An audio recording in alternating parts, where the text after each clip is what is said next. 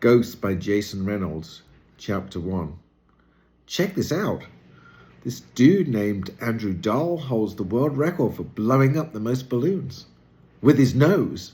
Yeah, that's true. Not sure how he found out that was some kind of special talent, and I can't even imagine how much snot be in those balloons. But hey, it's a thing, and Andrew's the best at it. There's also this lady named Charlotte Lee who holds the record for owning the most rubber ducks. No lie. Here's what's weird about that. Why would you even want one rubber duck, let alone 5,631? I mean, come on. And me? Well, I probably hold the world record for knowing about the most world records. That and for eating the most sunflower seeds. Let me guess. Sunflower seeds? Mr. Charles practically shouts from behind the counter of what he calls his country store, even though we live in a city. Mr. Charles, who by the way looks just like James Brown if James Brown were white, has been ringing me up for sunflower seeds 5 days a week for about, let me think, since the 4th grade, which is when Ma took the hospital job. So for about 3 years now.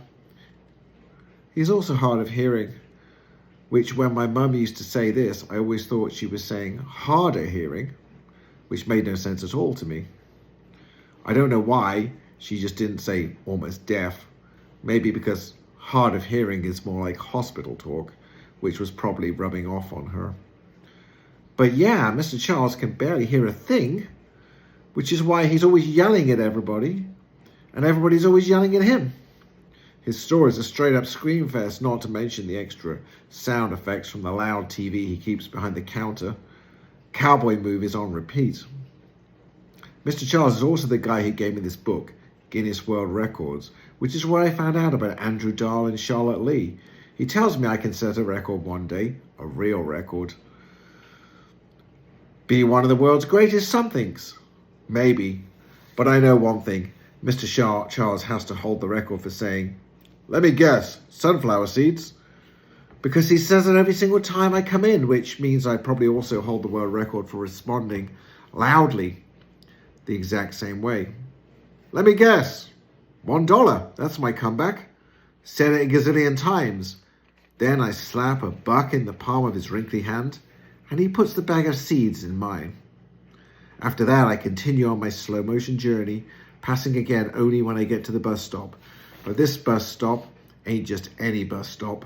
It's the one that's directly across the street from the gym. I just sit there with the other people waiting for the bus, except I'm never actually waiting for it. The bus gets you home fast, and I don't want that. I just go there to look at the people working out.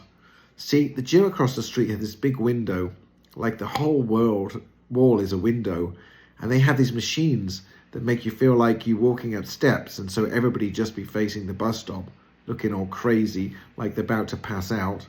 And trust me, there ain't nothing funnier than that. So I check that out for a while, like it's some kind of movie. The About to Pass Out show, starring stair-stepper person 1 through 10. I know this all probably sounds kind of weird, even creepy, but it's something to do when you're bored. Best part about sitting there is tearing into my sunflower seeds like they're theatre popcorn. About the sunflower seeds. I used to just put a whole bunch of them in my mouth at the same time, suck all the salt off, then spit them all out like machine gun style. I could probably have set a world record in that too. But now I've matured. Now I take my time, moving them around, positioning them for the perfect bite to pop open the shell, then carefully separating the seed from it with my tongue.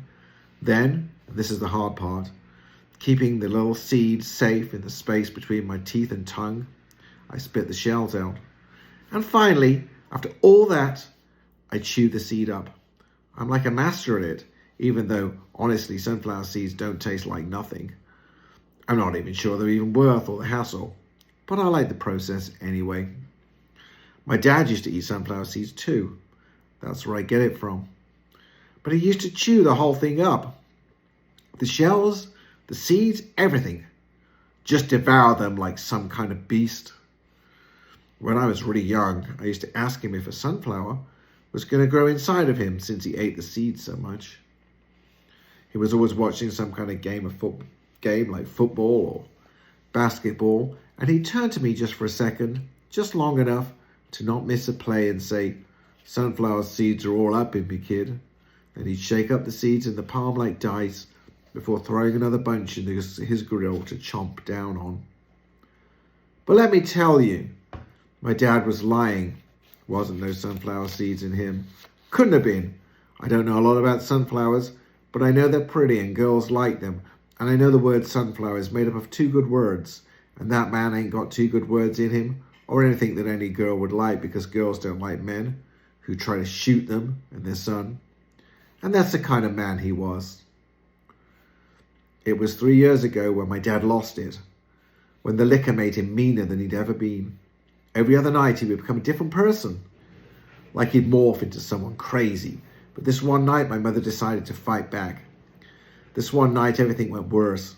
I had my head sandwiched between the mattress and my pillow, something I got used to doing whenever they were going at it, when my mum crashed into my bedroom. "We gotta go," she said, yanking the covers off the bed, and when I didn't move fast enough, she yelled, "Come on!" Next thing I knew, she was dragging me down the hallway, my feet tripping over themselves, and that's when I looked back and I saw him, my dad, staggering from the bedroom, his lips bloody, a pistol in his hand.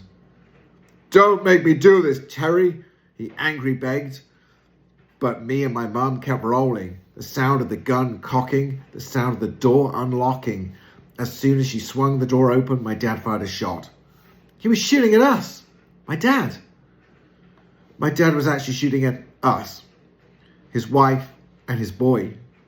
I didn't look to see what he hit mainly because I was scared it was going to be me or Ma.